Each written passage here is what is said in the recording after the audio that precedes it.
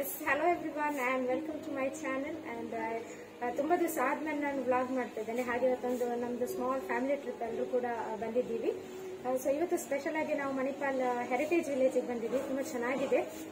ಬರುವಾಗ ಆಲ್ಮೋಸ್ಟ್ ಒಂದು 12 ಗಂಟೆ ರೀಚ್ ಆಗಿದೆ.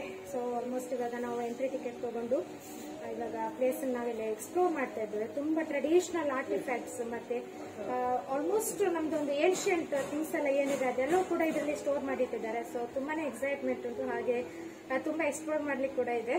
ಸೊ ಹಾಗೆ ಇವತ್ತು ಕೂಡ ನಿಮ್ಗೆ ತೋರಿಸ್ತೇನೆ ಹೆರಿಟೇಜ್ ವಿಲೇಜ್ ಹೇಗಿತ್ತು ಅಂತ ಹೇಳಿ. Okay, let's enjoy.